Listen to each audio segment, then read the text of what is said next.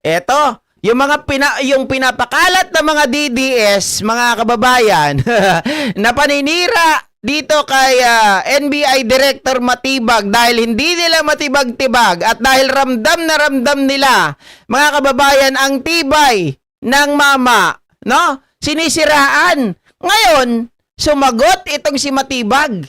Ito yung gusto ko, mga ka-GP. Bakit? Sabi ko sa inyo sa mga nakaraang vlog ko, kapag may pinaparatang sa'yo, huwag mong deadmahin.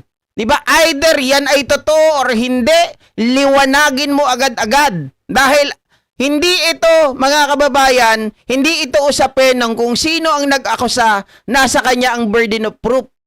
Kung sino ang pinagbibintangan, yun dapat ang magpaliwanag agad-agad para yung usok, hindi na maging apoy. At ito na nga po, tama ang analysis natin na itong si NBI Director Matibag at itong si Mel Sabio ay hindi talaga nagkaroon ng formal na kasuhan dahil nagkaayos daw sila di umano noong maaga pa, 2020.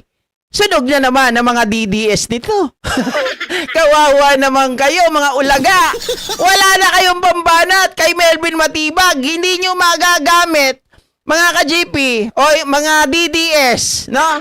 Etong inyong mga narrative na kung napawalang sala si Matibag, bakit si Sara nakasuhan ng death threat? Utot. Ito, panoorin natin. Well, I think si Mel, andyan yan pa ba siya, no? Tingnan nyo, kasi para makita, baka sabihin, ipatawag nyo kung andyan. So, sorry, clarification, Director, kakasuhan niyo sila? Well, I think si Mel, andyan yan pa ba siya, no? Tingnan nyo, kasi para makita, baka sabihin, ipatawag nyo kung andyan pa si Mel. I think si Mel already filed a case para imbestigahan. Ako din naman, kung ano yung pidal ni Mel, sususugan Naku ko po! na imbestigahan. Ano. Magulat ka kasi malalaking personality na yung yung mga nagpakalat. Yari ang tawag kayo. dito sa social media yung inappropriate coordinate behavior. Ibig sabihin, pansinin nyo, grupo yan, post sila, sabay-sabay, isa yung kamada nila, tirada nila. These are the things that we should address sa social media. Yung inappropriate coordinate behavior. Ay, ito pala si paring Mel eh. Andiyan si Mel, oh. Para siya si Mel Sabio, no? Yung ginagamit nila ron. And to correct it, halika Mel, upo ka dito sa tabi ko. Para sabihin ko sa inyo, he is not a media personality. He is not a barangay official. He is a private individual na nakaladkad pa rito. Para sa para kinikwento ko lang yung nangyari, Mel, no? Before na-file mo na ba yung ano, yung nag-file siya ng reklamo. So kung ano yung reklamo niya, sususugan ko na lang yun.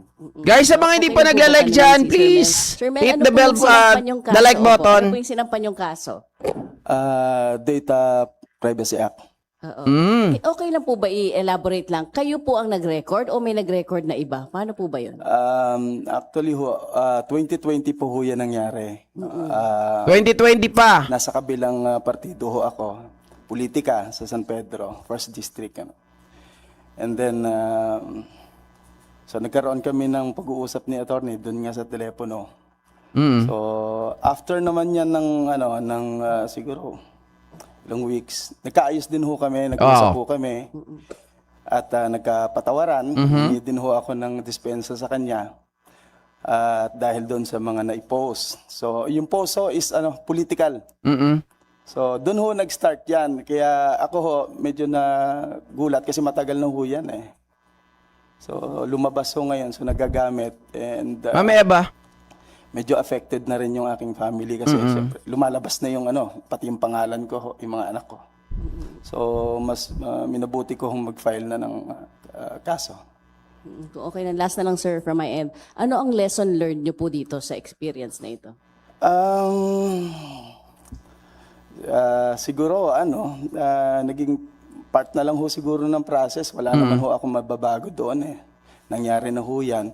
Pero ho, kami ho ni attorney, after ho niyan... Ito yung, wait lang yung katanungan ninyo, paano nakuha yung voice recording? Ito nga yung ikakaso nila doon sa mga naglabas nito. Magkaibigan ho kami. Actually ho, ginawa niya po ho akong industrial partner. Magkahanap buhay ho kami. Sa kanila yan, guys, ha? Pinagkatiwalaan niya po ako. Hindi lang po sa isa. Dalawang hanap buhay ho. So, yung issue na ho na Sa NBI pinalalakas yan. nila dyan sa aming audio is ako ho, medyo nagagalit ho ako dyan. Kasi ho, affected na ho yung aking especially yung mga anak ko ho. Salamat po. Thank you. May tanong pa po? Hi, Direk. I'm Jay Salcedo po from Inquirer. Sir, kunin lang po namin yung response nyo din dun sa isang question ni Attorney Tolentino kanina. Sabi po niya, bakit daw po Mahaba sa pa to, Pasay guys. isinampa yung kaso against Jay Sonza? Kasi sabi niya, I quote, the alleged offended party is the President of the Philippines. So, it should not be filed here in Pasay daw po on the ground that the President does not have a house here in Pasay. And then second, he does not have an office here in Pasay. So, why was it filed here? Alam niyo po, Advance ko na lang, no? Yung nag-file sa Court of Pasay and the judge will decide na yan, yung mga, paano naman magiging, tsaka sa akin lang, paano naman magiging hearsay. Lahat naman yata tayo, nakita natin yung pinablish niya na peke na report ng St. Luke's eh. Di ba po? Pag sinabi po, ewan ko, ang definition kasi nung hearsay, sabi-sabi lang, gawa-gawa eh. Inaamin naman at pinagmamalaki pa ka ni Jay Sonza na talaga sa kanya nang galing. Correct. O, ito na. Hi Sir, Jo Casilo po of GMA News Online. Question lang po kay Sir Mel. Clarification, sino po yung kinasuhan nyo and saan nyo po ito i-final?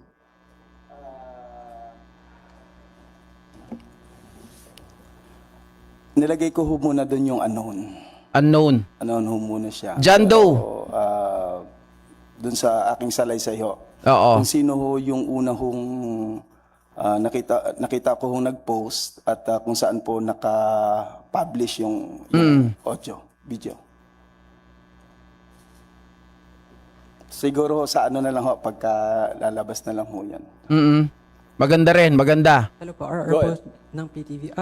Ma'am LaGuardia, sorry, ask ko lang po, balikan ko lang po. Ilang taon na po yung mga bata specifically? And then, magkano po binibenta yung mga materials ng tita? Ang age po is from 8 to 17 years old. Yung amount po, iba-iba po. Depende po dun sa nature ng sisayam na pinadadala sa mga foreign customers. Go ahead. Another question po. Oscar Oida, GMA News. Sir kay Sir Mel, nabanggit niyo po dati pa tong video na to. Lumabas na ba to before? At kung di ito lumabas before, paano niyo sa tingin napapunta itong audio na ito sa kanila? Sa pagkakatanda ko, 2020 lumabas na ho yan doon ho sa San Pedro Insider. Okay. And then, kumalat na ho talaga yan doon. And then, tumahimik. Eto siguro ho, talagang siyempre, medyo maingay ho yung pangalan ni Totoo. Director Melvin Matibag. Totoo. Siguro, ginagamit na din ho talaga ito ng para sirain din siya. So, pero kami ho, ay matagal na ho kami magkaibigan. Okay. Director, kanina nabanggit niyo po na ito po ay a long time ago. Tapos sabi niyo marami na nagbago sa inyo.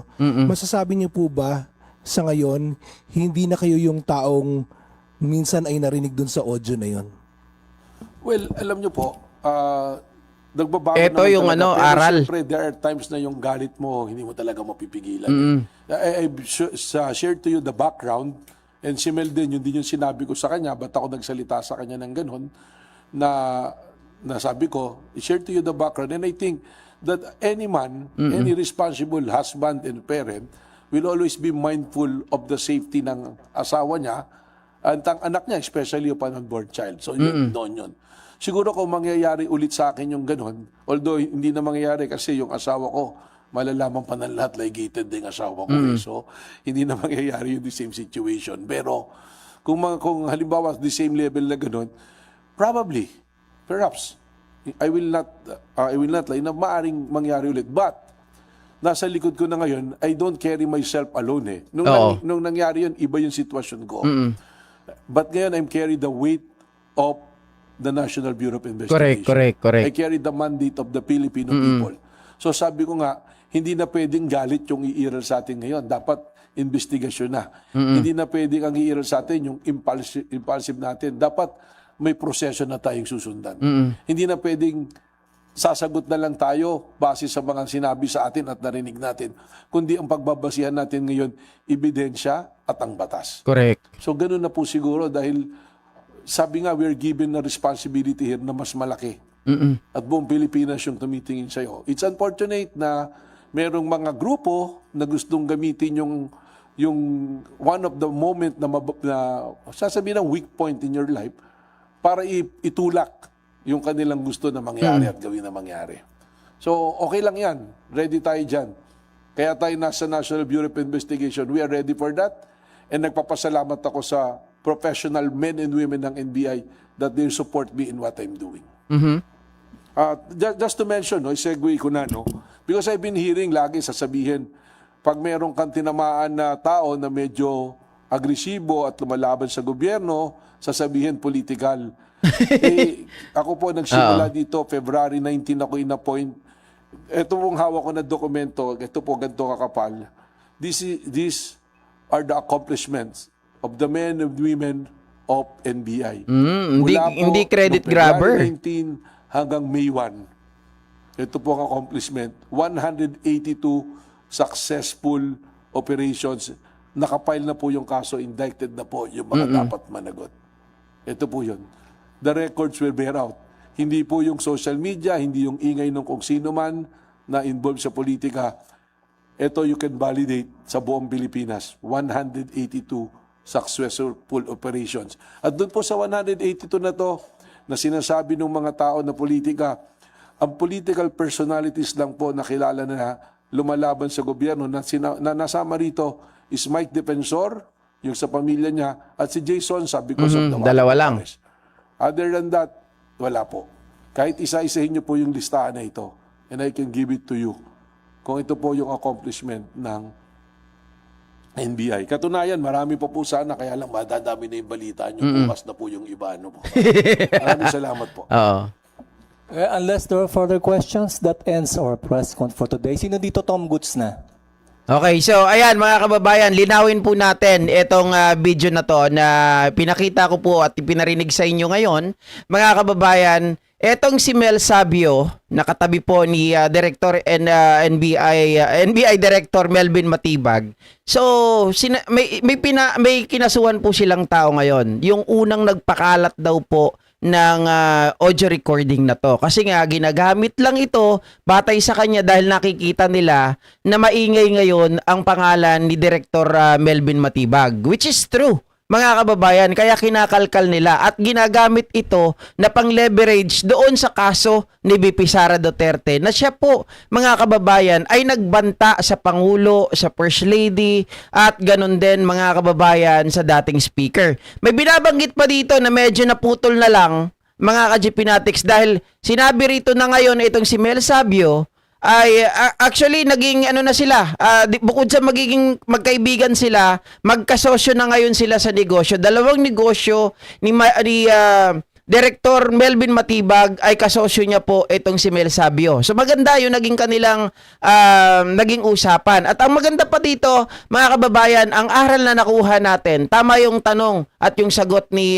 Director Melvin Matibag, na ang tao, kahit sinong magulang, na mahal niya yung kanyang anak, yung kanyang asawa, lalo yung anak niya hindi pa papanganak at that time, gagawin talaga yung ganito. 'Di ba? At sabi nga niya, kung darating ang pagkakataon, pwede ko pa rin yun, perhaps, sabi niya gano'n. Probably, pwede pa rin mangyari yun. Kung nandun ako sa same level na yun.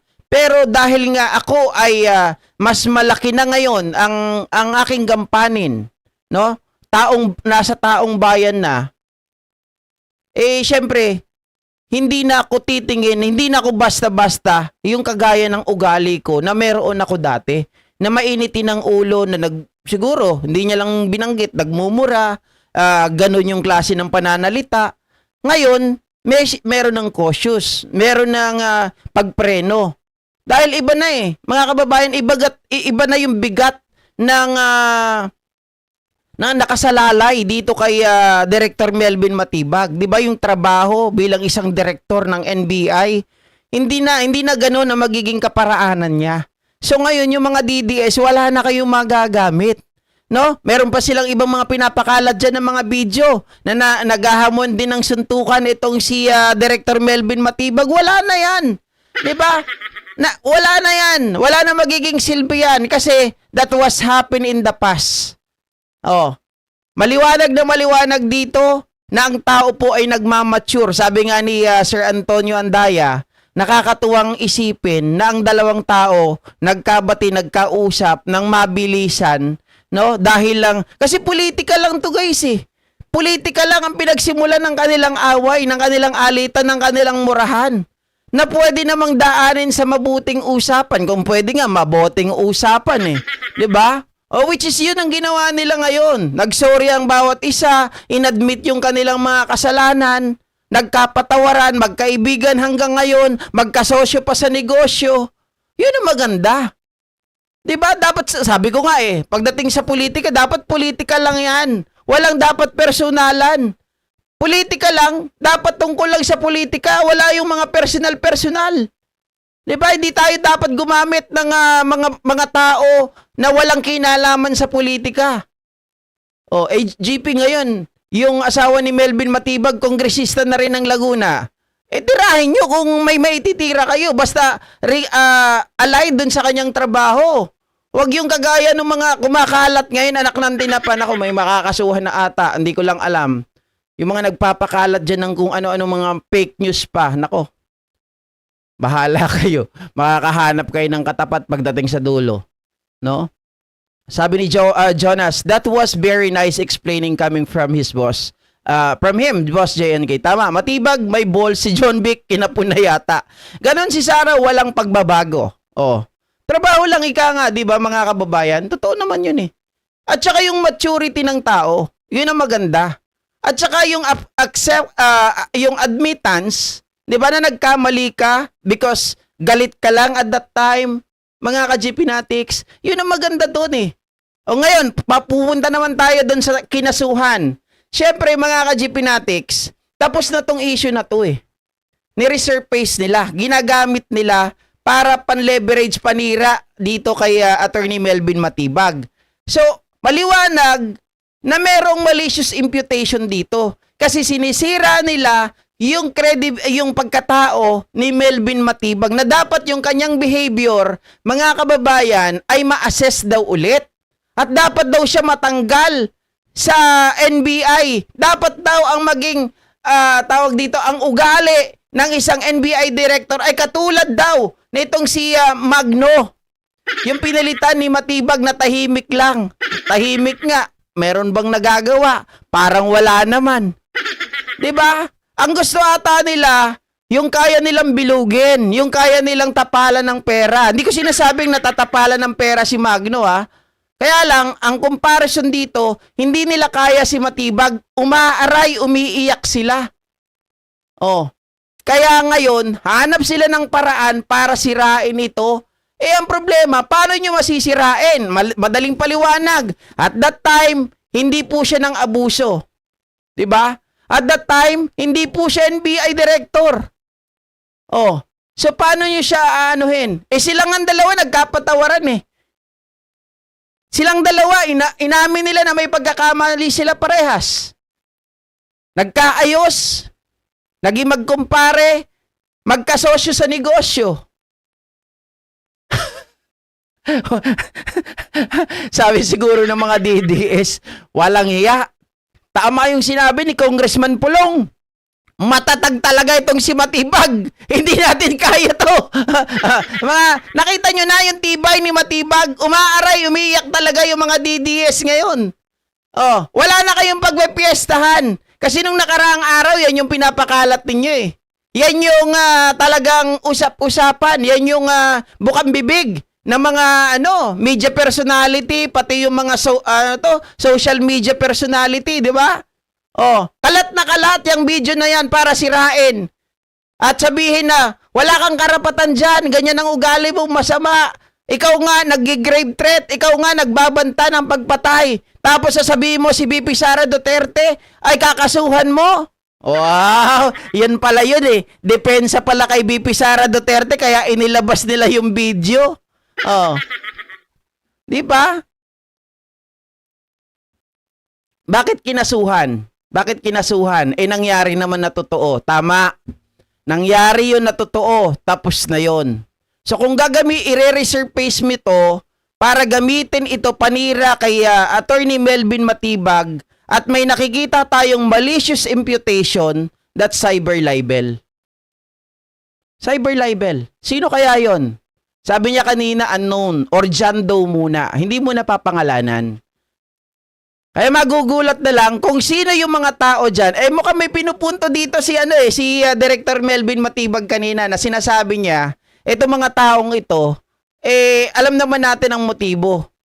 'Di ba? Politika. Siraan ako. Kasi sinasabi nila, inatake ko raw sila dahil puro kalaban ang kanyang inaatupag imbis na yung gutom ng taong bayan. Sabi ko, law enforcers or law enforcer, tapos gutom ng taong bayan ang gusto nyo ipatrabaho? Ano to? Mga kababayan, ano ba ang definition ng NBI director? Ano ba ang definition ng NBI na lang kung ano yung mga inaasikaso nila? Ano, mag-feeding program ito kagaya ni VP Sara Duterte? Ha? Maglibreng sakay program? Yun ba gusto ninyo? O kaya naman ay planting of trees? Walang iya naman kayo. Halatang gayang-gaya kayo din nyo sa amo ninyo eh. Yung amo ninyo, may guidelines na nga, may joint circular, may safeguard on how to use the confidential funds. Hindi pa masunod-sunod. Yun ang gusto ninyo na gawin din ni Matibag na law enforcer. Gusto nyo magtanim ng mga puno? Ha? Gusto nyo libreng sakay program? Feeding program? Aba. Tama. Jonas, ang trabaho ng NBI to investigate. 'Di ba? Oh, yan ang trabaho nila eh. Kaya nga, National Bureau of Investigation. Hindi naman nakalagay dyan, NBI, National Bureau of Planting of Trees, National Bureau of Libre Sakay Program, National Bureau of Feeding Program. Walang ganun eh. Ayo. Diba? Tapos yun ang gusto ninyo. Sabi, naalala ko tuloy sinabi ni Mike Defensor. Alam niyo yan si Director Melvin Matibag. Hoy, Director, alam mong madami nagugutom. Pero ang inuuna mo, yung mga korporasyon na mga kalaban ninyo sa politika. Bakit hindi yun ang unahin ninyo? Anak, nandun na pa. Law enforcer pa una mo yung trabaho kailangan hindi sila magutom. E di palitan mo na lang sana yung meaning ng NBI, 'di ba? Palitan mo na lang yung mandato ng NBI para sila asikasuhin yung mga nagugutom. Oh, pagpalitin mo na lang kaya yung DSWD tapos NBI, baka pwede. Kasi nakakaurat eh. Pero pinapaniwalaan ng mga DDS yung kanilang logic na palpak, logic na bulok. 'Di ba? Kaya nga investigation eh. To investigate. Oh. Sabi ni Richard Romero, walang hiya talaga oh, mukhang nagiging inutil tuloy yung pinalitan ni Director Matibag sa mga ginagawa niya ngayon. Kaya correct. Mga kababayan, sa totoo lang, nagmumukhang eng-eng. Kasi kung natin, kasi sabi ng mga DDS, dapat ang maging director dyan at ang ugali ay kagaya ni Director Magno. Hindi natin alam kung mabait naman talaga yung tao. 'Di ba? Tahimik kasi. Pero okay sa akin yung mga kababayan, di baling mag-ingay ka basta may accomplishment ka kaysa mabait ka, nasa NBI ka, tapos wala ka namang ginagawa. 'Di ba? Kukuya-kuya-kuy ka lang. Tapos sasabihin mo, wala namang mga crimes na nangyari. Wala naman kami nababalitaan eh. Oh. Mandato ng NBI na secure at ma-investigate kung sino ang hindi nakakain ng maayos. What? What? Cardo Dalisay! Mandato ng NBI na i-secure and investigate kung sino ang hindi nakakain ng maayos? Naku po. Talaga naman, Carlo. Saan nanggaling ang utak mo? Iho. Saan ka ba nanggaling? Sa Mars? Pinanganak ka talaga kahapon, ano? Investigate kung sinong hindi nakakain ng maayos. Anak ng baka. Siguro dapat, no, ang trabaho ni Matibag, ano na lang, tatay ng lahat. Di ba? Tatay ng lahat. Imbestigahan niya yung pamilya na hindi nakakain. Ito, hindi napakain. Hindi binigyan ng maayos ng tatay, di nagtatrabaho. Oh, yan ang asikasuhin ni Matibag. Biset. Kagaya ni Magno, tahimik lang, sobrang tahimik, wala nang nagawa. Ay, nako. Nakakatawa kayo mga DDS kayo dahil wala na kayong mga argumento. Ganyan na lang yung sasabihin ninyo. Si Matibag, hindi nyo talaga matitibag. Ako ngayon, masasabi ko, di ba kahapon, sinabi ko na kung kay Jaime Santiago lang, hindi ko pa nga sinama si Magno eh. Ang sinama ko lang si Jaime Santiago at itong si Matibag. Sabi ko kay Matibag na ako. Kasi nung una kay Jaime Santiago, nung bata-bata pa siguro tumatapang. 'Di ba? Kaya lang nung nakaraan, okay yung mga gawa niya nung una eh. Kaya, tapos sumablay nung unang sablay niya sa akin, yung sa report ng KOJC. Yun ang unang sablay niya sa akin. Magkaiba sila ng report ni Torre at ni Abalos. 'Di ba? Sablay yun sa akin. Tapos nakita ko, meron daw mga sa kanya, mga nagdi-death threat. Sabi ko, teka lang. Bakit ka natatakot na may nagdi-death threat sa'yo? 'Di ba, law enforcer ka, NBI ka? Kung mayroong nagdi-death threat sa'yo, meron naman kayong tawag dito, paraan para ma-track ninyo kung sino yung nagdi-death threat sa inyo. 'Di ba? Pwede nyo ma-track yun eh. Pwede kayong makipagtulungan sa DICT, 'di ba? Kung kani-kanino para lang ma-track nyo kung sino yung mga nagdi-death threat sa inyo. Nasa inyo ang bit. Nasa inyo ang mga pamamaraan. Nasa inyo ang makinarya. Bakit kayo matatakot? Ang dami nyong NBI.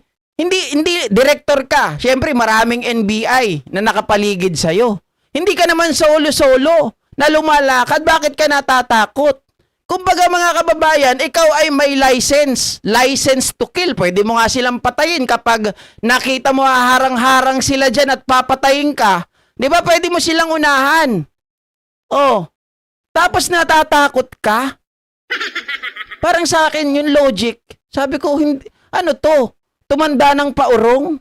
Ang tapang dati, nawala yung tapang nung merong death threat. Samantalang sa palabas niya, mga kababayan, sharpshooter. Diba pag sharpshooter ka, hindi ka dapat matakot. Dahil wala yan sa'yo yung mga yan. Sabi nung iba, hindi, tumanda na kasi GP. Sabagay, tumanda na, baka yung kamay, nanginginig na, kalululo. Hindi, biro lang yon. Pero, reality lang tayo. 'Di ba? NBI director ka eh. Tinanggap mo 'yan. Ibig sabihin, capable ka. 'Di ba? Sa position mo na 'yan. May nakikita rin sa yung presidente. Tapos doon lang nagpatakot ka. Di sana sa una pa lang, ayoko diyan. Nakakatakot, maraming mga death threat. Simpleng death threat. Nagpatakot. Oh. Sabi ni Lace Classic, maraming alam yan si NBI Matibag. Palagay ko, maraming alam si NBI Matibag kasi nandun yan sa Duterte camp dati. Di ba? Yan ang advantage ni Matibag. Sabi ni Ma'am Irma, gaguti pala si Mike Defensor, hindi naman politiko. Si Sir Matibag, batas at tagapagtanggol siya ng kabutihang gawa. Okay ba nga, Rod? Good pick ni PBBM si Director Matibag, sabi ni Joe Granada. Okay. So, iwanan na natin yan, mga kababayan. At least tayo po ay naliwanagan hinggil po sa kaso ng dalawang ito. So, kahit ano po yung gagawin na paninira nung mga DDS, gamitin pa rin tong video na to. Mga kababayan, ang magandang sagot dyan, humanda kayo. Pakalat nyo pa. Tawa ngayon, iyak later, sigurado. Mhm. Hi, Joe Granada. Hello. MCS. Hello sa inyo dyan sa US. Grabe init to. Grabe pawis ko. Pati singit ko basang-basa. Pati singit ko basang-basa na. Okay. Ito naman ang pag-usapan natin ngayon, mga kababayan. Ito pa rin